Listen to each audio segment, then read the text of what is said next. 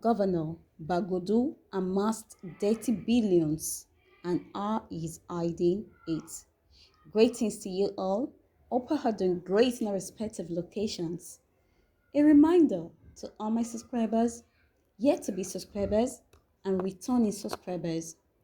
Whenever you start to feel overwhelmed by the reality of an unknown future, I hope you can remember that today used to be one of those days that you worried so tirelessly about. Please kindly give this video a thumbs up and please subscribe to my channel. Thank you.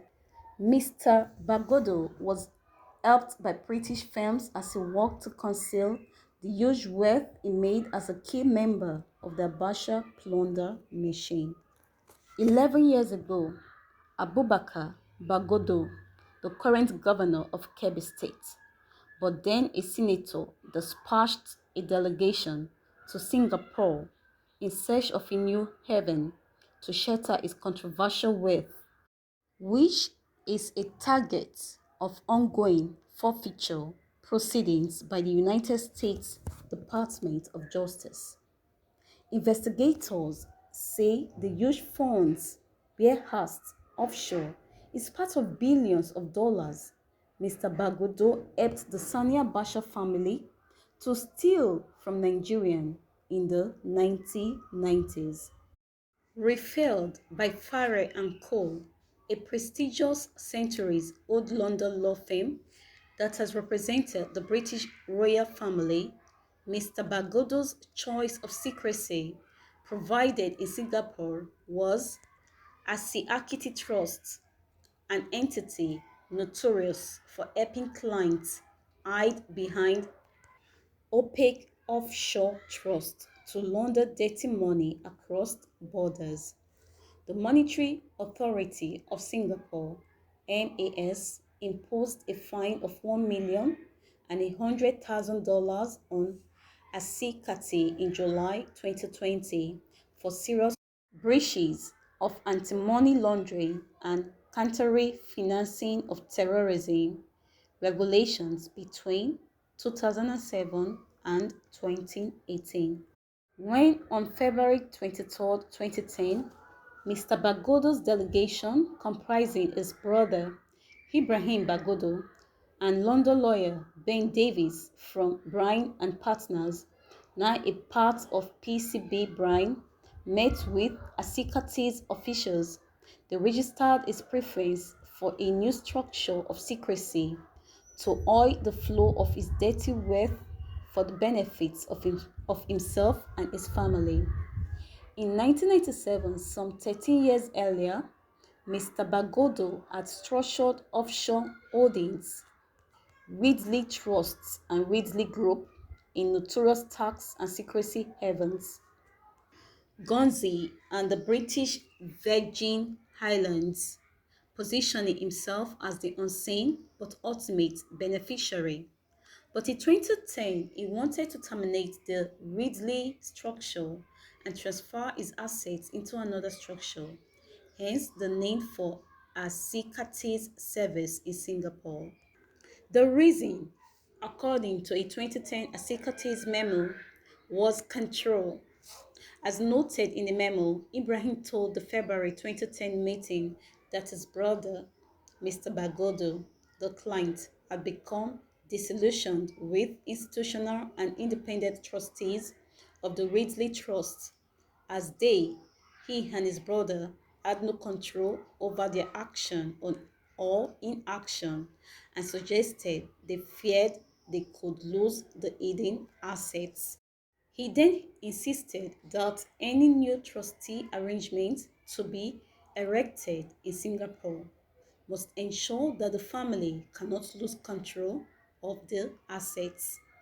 In the month that followed, 99 million euros in cash and securities was then transferred from Ridley to a new structure enabled by Asikati, which brushed aside red flags about Mr. Bagudu's controversial background and source of his wealth.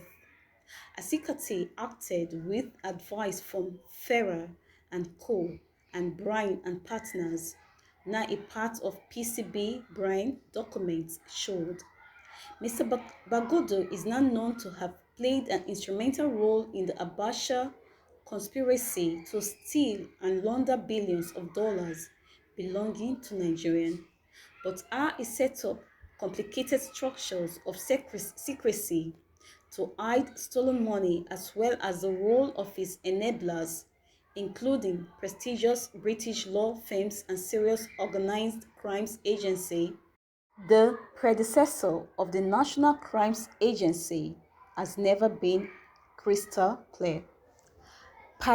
Pandora Papers investigation, led by the International Consortium of Investigative Journalists, including more than 600 journalists, including some from Premium Times and about 150 news organizations around the world, uncovered financial secrets, including those of politicians, former and serving public officers, including known and suspected kleptocrats such as Mr. Bagudu, involving 11.9 million leaked records, which journalists sifted through for 2 years. The Pandora Papers project is the biggest collaborative transactional investigation in the history of journalism. The leaked records came from 14 offshore services firms from around the world who help clients set up shell companies and design opaque structures to conceal their financial dealings. Please kindly give this video a thumbs up and please subscribe to my channel. Thank you. Mr. Obasanjo, who entered the settlement agreement with Mr. Bagudu, could not be reached to comment for the story, as he was said to be traveling in Ethiopia.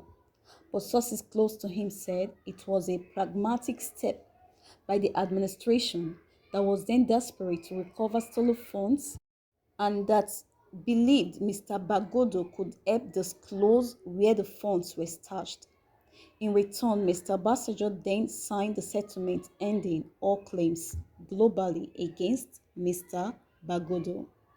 But Bolton said Mr. Bagudu helped Nigerians recover at least $1 billion following Mr. Abacha's death.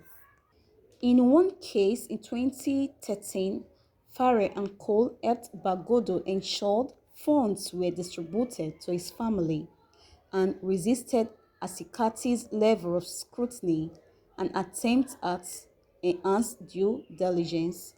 Years later, NCA started working with the US to hunt the assets held by Mr.